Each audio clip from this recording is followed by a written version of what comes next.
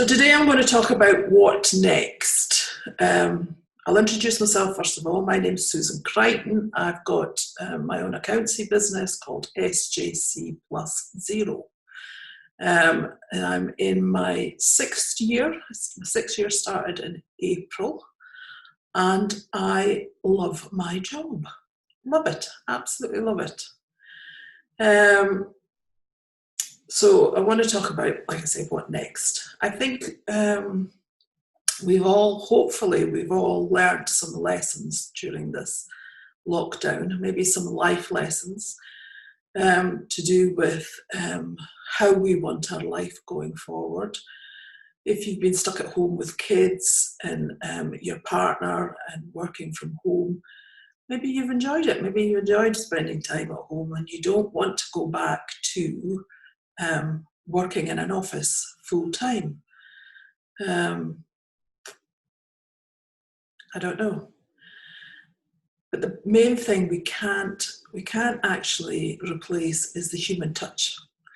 So it's great doing all these Zoom calls. I love doing all these Zoom calls because you feel like you're in touch with people, but I miss sort of seeing people. I miss actually physically seeing people. And it'll be great to be able to go to a coffee shop and have a coffee with somebody and see them and eventually, hopefully, hug them, touch them. It's weird. But just because you can't replace the human touch doesn't mean to say that we haven't learned things from this lockdown. And maybe it means you don't need to go on those. I mean, I've got a client out at Fordon and I go out and see him every month. Well, maybe I don't need to do that anymore. Maybe I don't need to drive 3/4 of an hour out to Fordon, spend an hour with him and then drive 3/4 of an hour back. Maybe I can do Zoom calls going forward because they've worked up to now. So why can't they work going forward? So there are lessons, hopefully, that we have learned during the lockdown. So what does the future hold? As we're all getting ready to open up again, and like I said at the beginning, my hairdressers opened up again, or will be opening up again in July, which is absolutely fantastic. And there's lots of businesses that have started to open or will be opening. What do you have to do? What do you have to do to get ready? Well, presumably there's heaps of health and safety that you need to, hoops that you need to jump through. You need to think about your staff, patterns, shift patterns, whether you're going to take them back, whether they're going to come back part-time, whether they want to come back, whether you can operate with them working from home. So a lot of it is planning. But I'm very, very optimistic about the future. It's a cautious optimism, but I am optimistic. Simon Sheck says optimism is the light at the end of the tunnel. And I think we are still in a tunnel, and we will be in a tunnel for a while, but there is a light at the end. So planning. What's important to you? What's important to your business? They may not be the same thing. Like I said, you may have found during lockdown that you want to spend some more time at home. How are you planning on bringing that back into your work life? Have you thought about that? Have you planned ahead? Have you sort of thought about, are there people in your organisation, if you have an organisation, that you can give responsibilities to, so that you can take a step back, so that you can maybe finish at 3:00 and go and pick the kids up from school, or you can finish at 4:00 and be home in time for their tea, or you can come in later and do the school run in the morning. This is all things that you could be planning just now, that you could actually be looking to implement just now. It's easy to get sucked back into the work pattern that you had before. If you don't want to do that, then don't do that. Plan for how you're going to do it. And to a certain extent, you do have to look backwards so that you can go forward. You need to look back at what your life was like before lockdown. Did that work for you? if it didn't work for you and things are working better now, then what can you do to change it going forward? How have you handled lockdown? Hopefully, you won't have been complacent. I know it's been difficult because I'm sure there's quite a lot of people that think, oh, I'm on holiday. I don't need to do anything. And the weather's been great and I can just sit out the back, or I can do some gardening, or I can do this. If you're a business owner, hopefully you haven't been complacent. And if you have been complacent and you've just sat back, there is still time to do something. There is still some time to sort of plan ahead. One of the things you need to be looking at is costs. And one of the things, probably a major thing, are your business premises. Do you still need the size of business premises that you had before? Can you scale down? And also you need to think about, if you're going to open the business, how much is it going to cost you to open the business? And how much are you going to have to take in to cover those costs? So can you stagger the opening? Do you need to be open Monday to Friday? Can you open Thursday, Friday, Saturday? There's no point in being open and not taking any money. That's just ridiculous. Have you looked at your, I call them your bread and breakfast clients. These are your clients that made you money in the past, that are good to you, that work well with you. Can you look at them first? So can you service them first without having to go back to opening the business full time? Hopefully you'll have kept them on board. So if you haven't kept them on board, at least you've actually sort of kept them up to date with what you're doing, so that they know you're about to open, or you're going to stagger your opening. You're going to maybe just deal with them first. Then you need to look at your staff. Do you need all your staff? Can you do the part-time furloughed thing, which starts on the 1st of July? Or could you step up and do the work yourself? Do you actually need your staff back at work? Can you do it? Maybe during the lockdown you've discovered some new income streams. Can you continue with this? Are they actually making you money? Do you know if they're making you money? Can you ring fence them?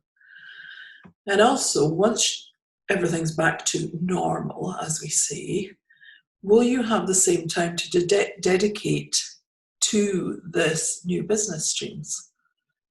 And how does it compare to what you were doing before lockdown?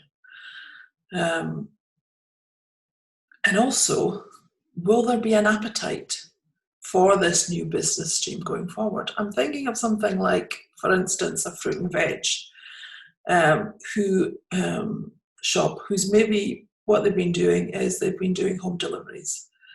And that's been great. People have risen to it, have ordered fruit and veg every week from them, and they're maybe getting deliveries twice a week, and they're doing really well. But what happens when lockdown finishes? Are those people going to be home during the day to get their fruit and veg? Are they going to be interested in sort of still getting their delivery? Or are they going to go back to going to the supermarket? And maybe the fruit and veg store needs to think about, if it's been a good revenue and it's worked for them, maybe they need to think about another way of keeping the revenue going. Maybe they need to do monthly boxes, get people signed up for monthly boxes and deliver them at night. There's also all the high-end restaurants. You think all the really posh restaurants that are now doing, they'll deliver the food to you, so with instructions on how to prepare it, and all you have to do on a Friday night, it's another form of takeaway, but it's a posh end sort of takeaway. Now, I know of one in St Andrews that started doing one, and last weekend he had 400 of these deliveries go out at the weekend, and he was charging 100 quid a pop. So 400 of them. He's probably doing better in lockdown than he was doing when the restaurant was open. Can they keep that going so that instead of, I mean, there's nothing like going to a restaurant and sitting having a glass of wine and the atmosphere and all the rest of it. But if there's a specific restaurant that you really like and it's not within your area, wouldn't it be nice to know that occasionally you could maybe get in touch with them and they can deliver the food to you? Maybe there's a way of them keeping it going. Communication. Now is an ideal time to actually, where you shouldn't be ashamed, and there's no shame in saying to people, how are you feeling? Has it been a struggle? What are you worried about? What concerns do you have? Are you feeling overwhelmed? On how's the family? Everybody should be asking these questions, and there's no shame attached to it. It's also no longer a taboo to talk about money, because everybody's in exactly the same position. Everybody's going to have the same feelings of they've been at home for 3 months. Suddenly they're going to have to start interacting with other people. It's going to be very strange. Some people are going to be nervous about doing it. Some people maybe are going to have childcare programs so that they can't do it. Maybe they have older family that they've been looking after, and how are they going to do that moving forward? And now is an ideal time to talk to people. And like I say, there won't be any taboo about money. So you can actually say to your suppliers, how are you? How are you coping? If they owe you money, can we set up a payment plan? Is there any way that we can help you moving forward?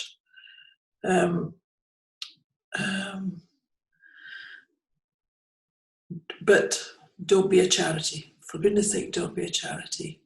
So that if they owe you money and they can't afford to pay you, and they haven't been able to afford to pay you, but they can afford to set up a payment plan, and you want to still dealing with them, you can say to them, okay, we'll set up a payment plan, but going forward, it's going to be on a cash basis.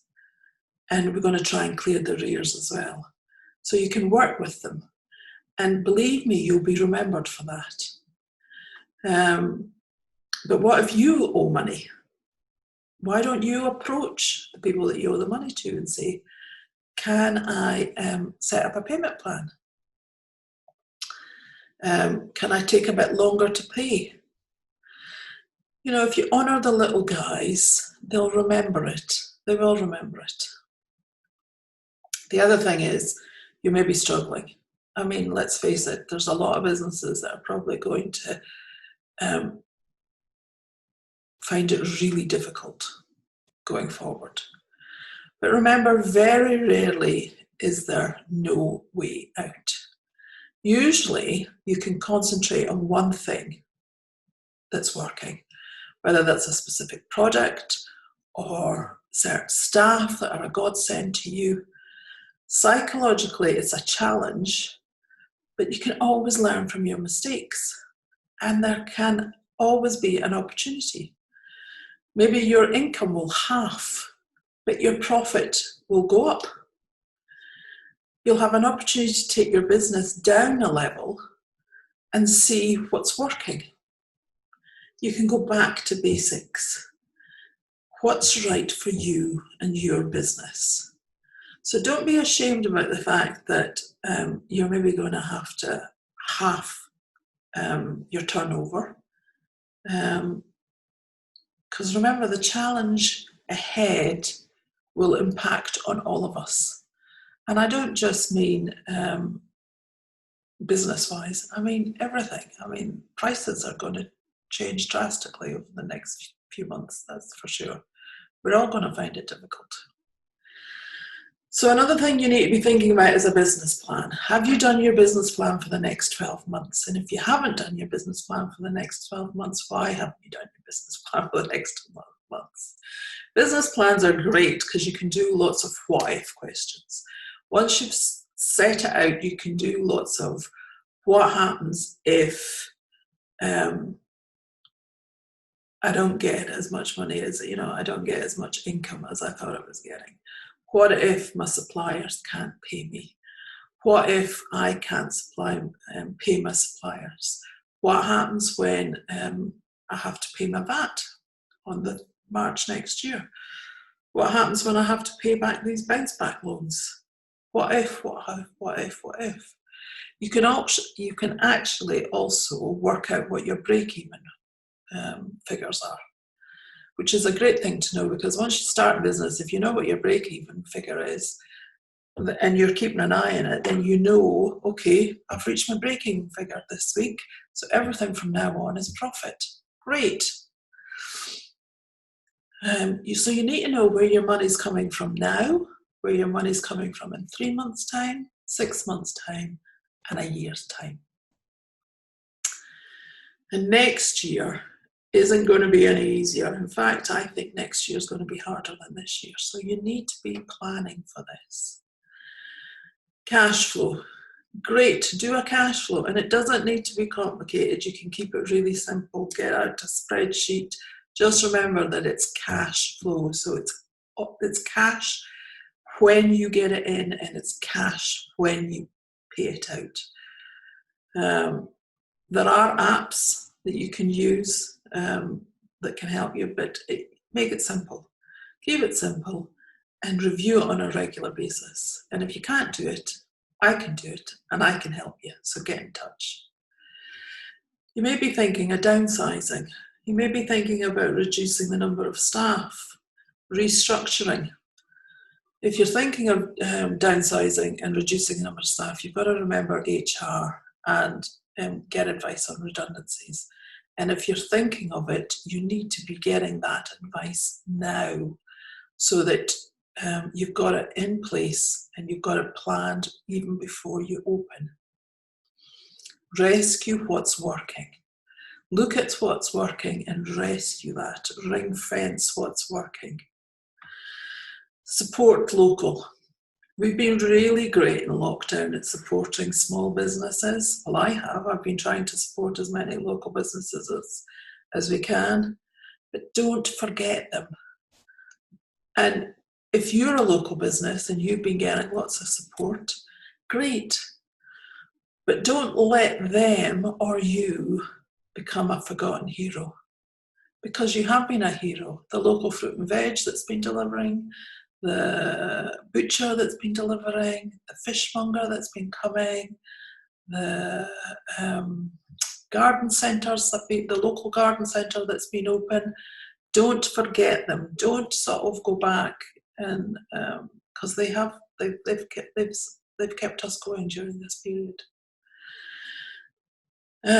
When you first open, when you first get back to business, remember there will be a spike.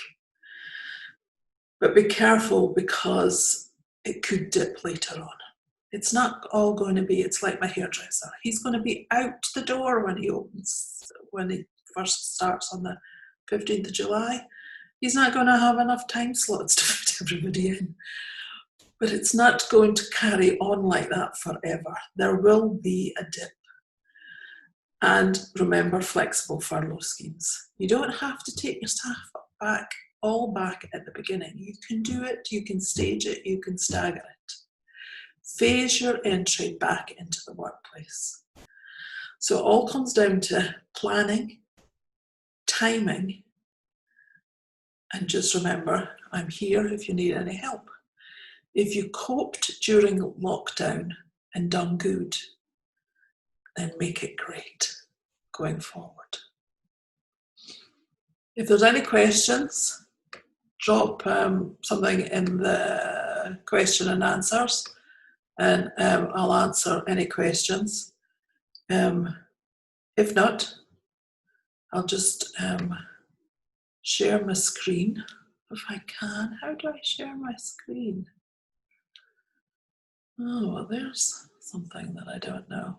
Anyway, I was going to share my screen and show you my contact details. Shows you how good I am at Zoom. Anyway, contact details. Telephone number is 07957 581 757. If you want to email me, it's susan.crichton@sjcplus0.co.uk, and my website is sjcplus0.co.uk. I've got on my website, you can sign up for my newsletter and get regular sort of rubbish from me, my thoughts, my muses from me.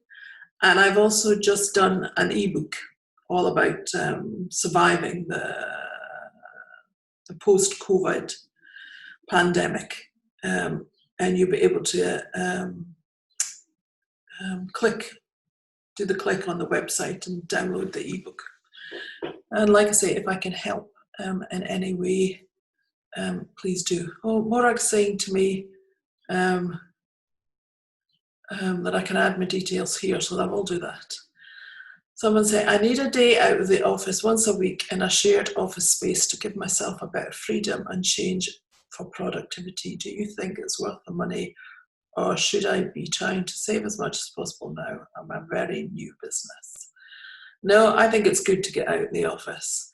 With me, I get out of the office because I go and see clients. So it's great for me, because otherwise I'd be driven doolally if I couldn't get out of the office. And I think shared office space, you'll get something really reasonable just now. That's another thing I was going to say. You'll probably find that you'll be able to do great deals once the lockdown finishes, because people will be open to doing great deals. So you might be able to get something really worthwhile. The other thing is people will be looking for great deals for you. Just be careful. If you've got a valuable product, don't undersell yourself. I know it's difficult because people will just say, well, I'll go and find somebody else. But don't sell yourself short. You know, you've worked hard to get where you are. Don't sell yourself short. So I would say, yeah, if you need to get out, then get out. So Alison's saying to you, you can hot desk at Codebase School Hill and pay by day. Might still even be free for a time. So there you go, Nazan. That's a good one. And I've been to Codebase and School Hill, and it's a great space. It's really nice.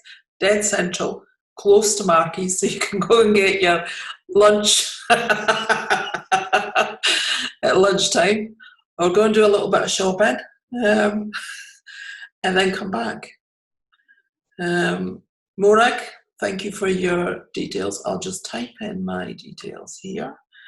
My website is www.sjcplus0.co.uk, and like I say, you can sign up for my newsletters and my ebook. Now, if the link to my ebook's not there today, it will be soon. You can also get me at susan.crichton@sjcplus0.co.uk. I'm happy to have a chat, and I'm happy to have a 30-minute free chat with you, no strings attached. See if I can help you in any way. All for sort of supporting each other, helping each other. I hope you've enjoyed my little chat. I hope you've taken something from it. I hope you've been using the lockdown constructively and not being complacent. And I hope that you're planning for coming out the other side, because I don't think it's going to be easy. I think the easy part is over. I think moving forward it's going to be difficult. But it doesn't mean that it's impossible. So thank you very much for coming. That's been really good. and I'll see you all again soon, hopefully. Maybe be in touch. Thank you. Bye.